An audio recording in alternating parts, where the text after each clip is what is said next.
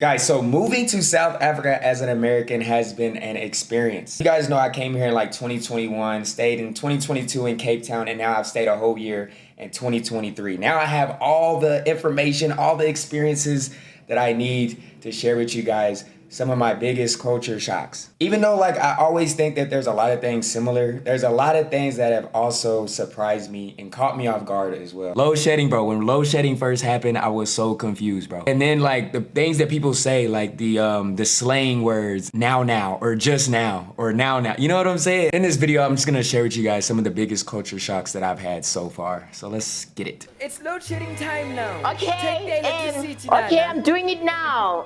Sure. Inky Binky Bonky, who's not gonna have electricity tonight? Cape Town, are you? I would not bother showing this film to any woman. They would never understand it. This is men's business.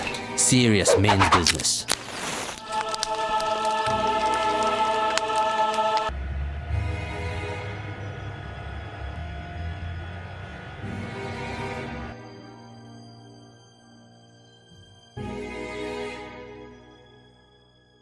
First thing up is the pace of life in South Africa, guys. Like, coming from back home, like everything is quick pace. You know what I'm saying? Everything's fast paced. Everybody's moving, boom, boom, boom, boom, boom, this. You know what I'm saying? Everybody is moving, hustling, and bustling. You feel me? It does have its areas like, you know what I'm saying, Joburg area, CB. It's very fast. It can be fast. But I feel like there's still a difference in pace of life. You know, there's a difference in pace of life. Even when someone says they will be there now, that does not mean that they're gonna be there right away. It's probably gonna take them an hour, 30 minutes to an extra hour to get there. You know what I'm saying? Which is universal when it comes to black people, to be honest. It's very universal when it comes to black people. Y'all use now or just now.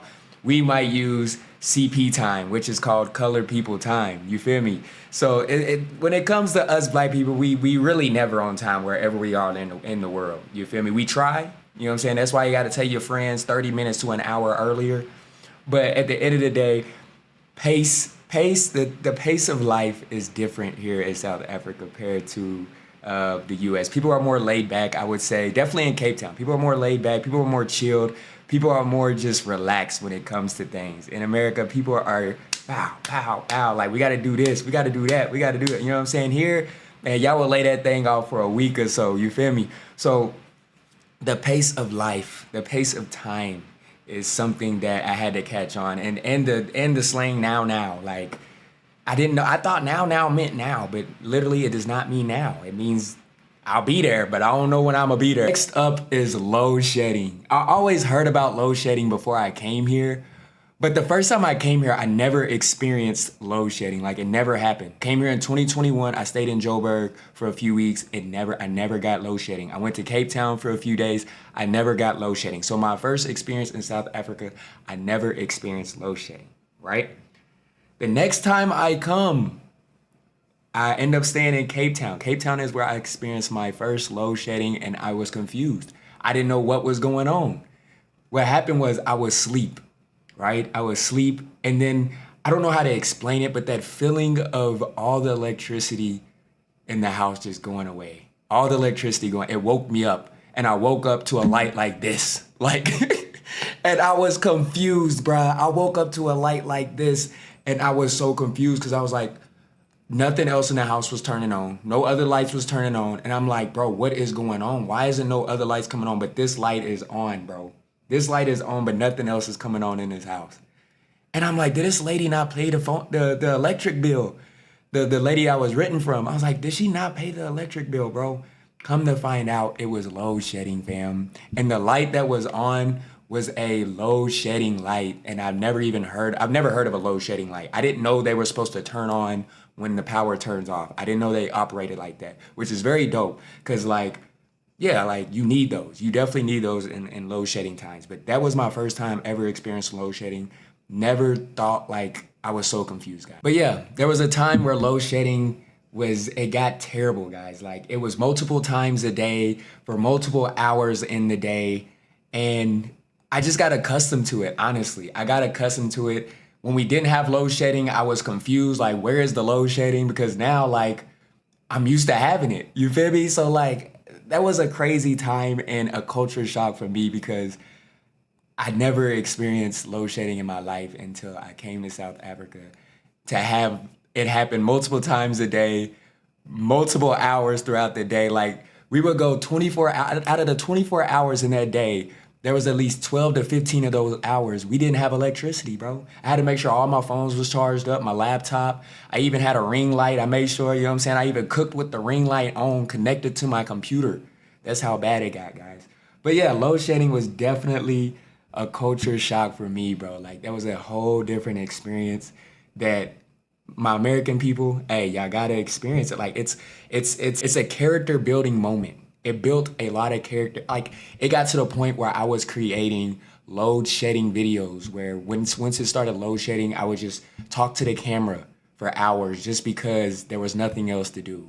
So yes, character building moment, bro. Character building. So another thing is crime and things like that. But crime is everywhere, guys. Crime is everywhere. But what was a real culture shock for me and something that I completely noticed as soon as I landed, bro, was everywhere. Like we have these in certain areas in the States, but here like it everywhere, guys. Everywhere there's high walls, there's electric fences everywhere. We got electric fences, but y'all got electric fences everywhere. Security guards everywhere. Gated almost all the communities are gated. Almost all the communities are gated. You know what I'm saying? We got neighborhoods where you can just go, you know what I'm saying? But most of y'all are like gated communities, which is nice, which is very understandable. It was just a culture shock for me because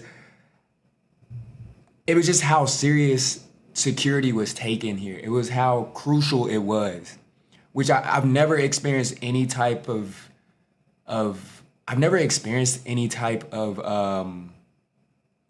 robberies or anything like that. Let me knock on wood.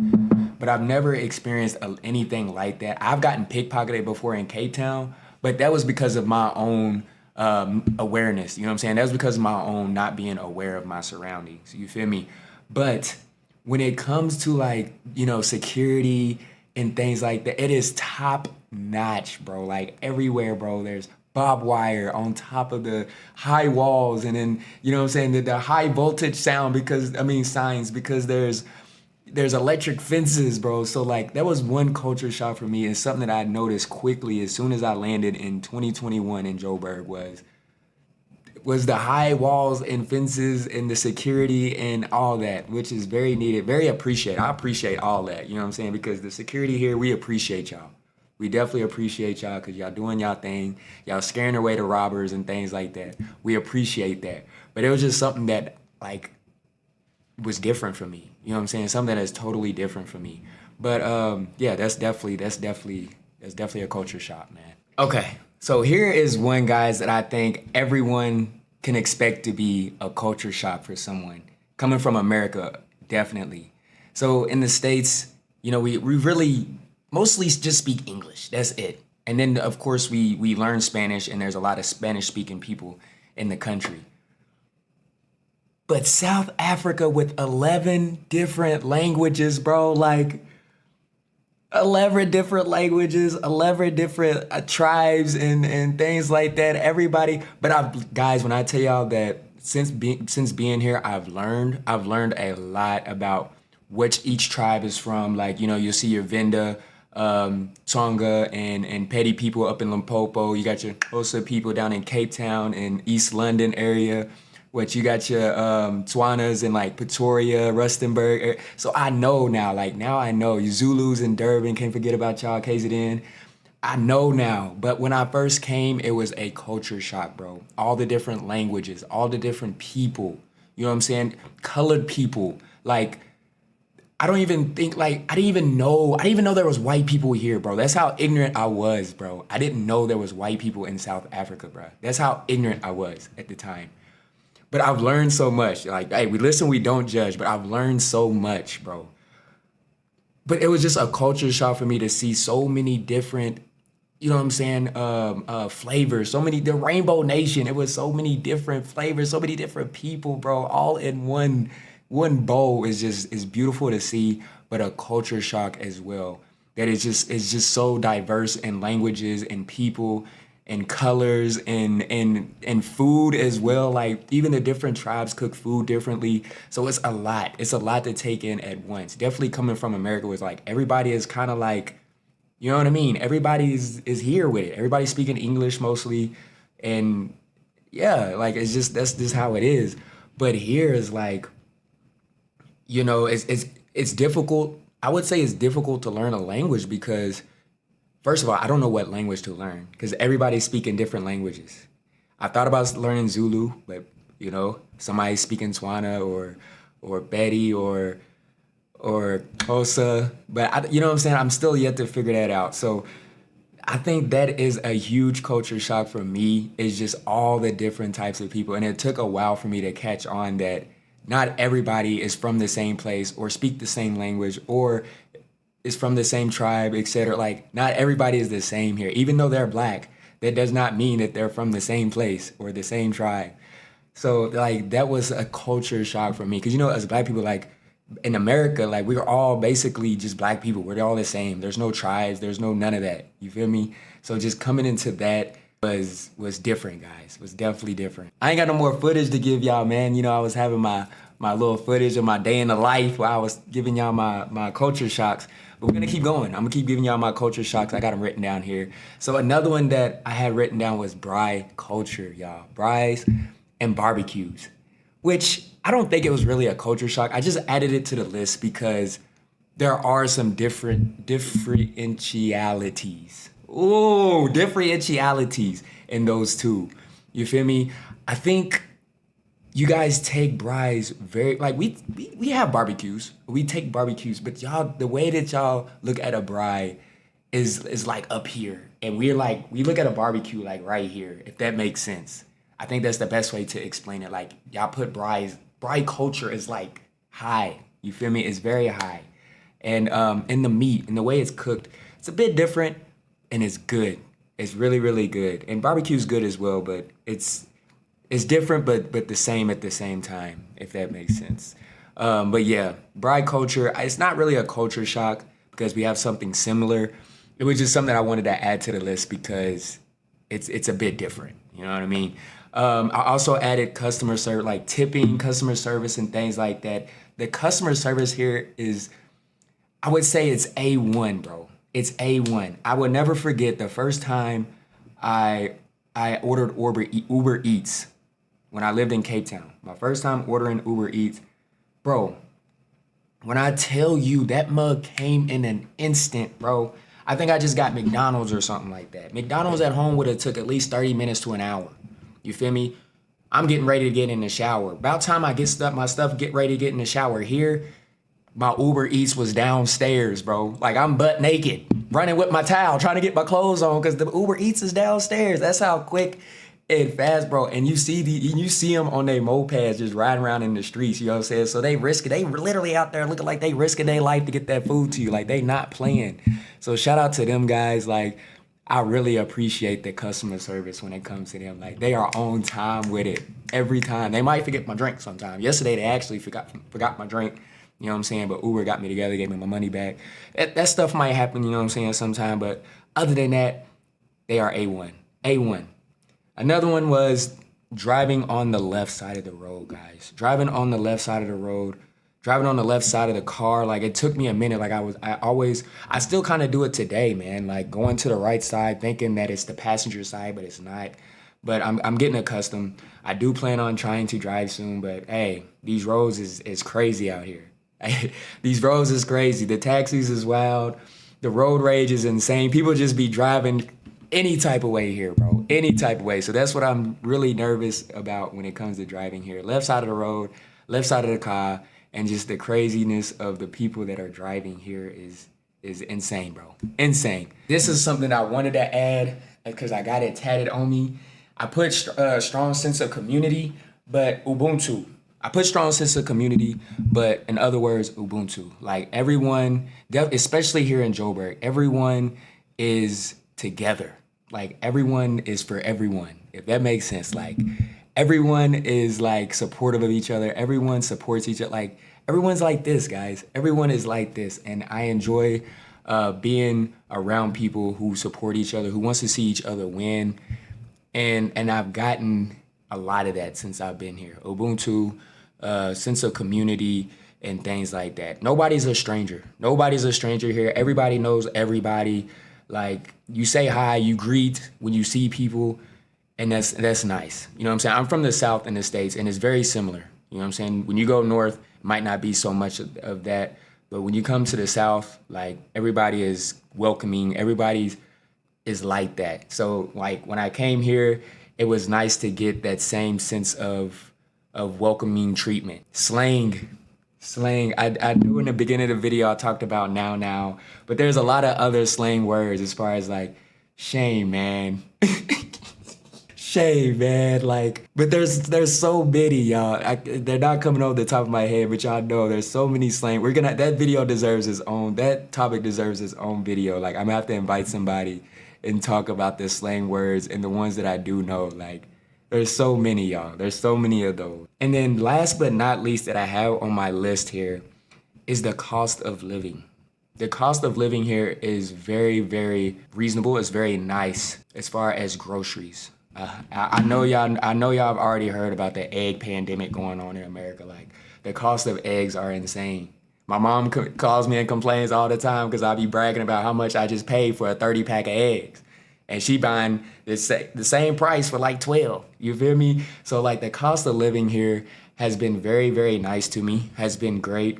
Definitely when it comes to groceries. Y'all seen earlier in the video. You know what I'm saying? I was whipping all them yogurts. You feel me? I gotta get the yogurts. Plus, I'm on my healthy journey right now, so it's really good for me when it comes to eating healthy and being able to get the things that I need to stay healthy as well. But the cost of living here has been great. When it comes to traveling, Ubers, even though I don't have a car, I'm blessed enough to be able to, you know what I'm saying, afford to take the Ubers back and forth. Because as much as I Uber here in America, it would not be possible, bro. Ubers in America is very, very, very expensive, guys. Very expensive.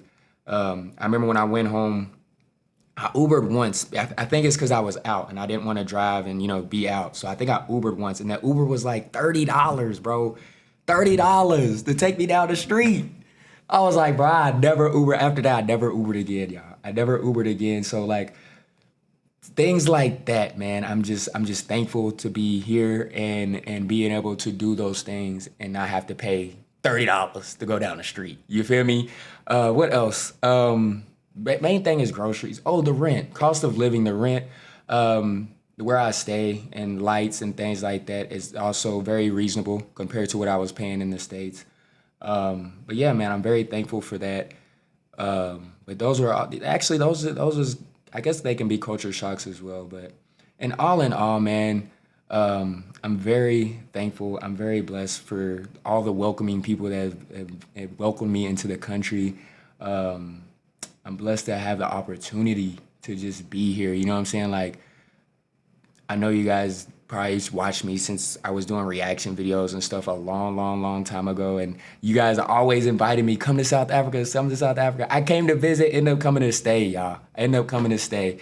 So I hope you guys enjoy Living Abroad Diaries. I will be coming out with more videos, more episodes on this, just updates and just things that I get up to in South Africa. Not even just South Africa. When I visited neighboring countries as well. I plan on visiting Kenya and other countries in Africa, and I'll do the same, and I'm gonna do the same. So if you enjoyed this video, smash that like button, sub to the channel if you're new, comment down below other things that you would like to see in Living Abroad Diaries. If you want me to touch on any more of these topics that I touched on today in more depth, let me know, and we could definitely do that, man. But I love you guys. I appreciate all the support, and yeah, man, just stay tuned for next, y'all. Peace.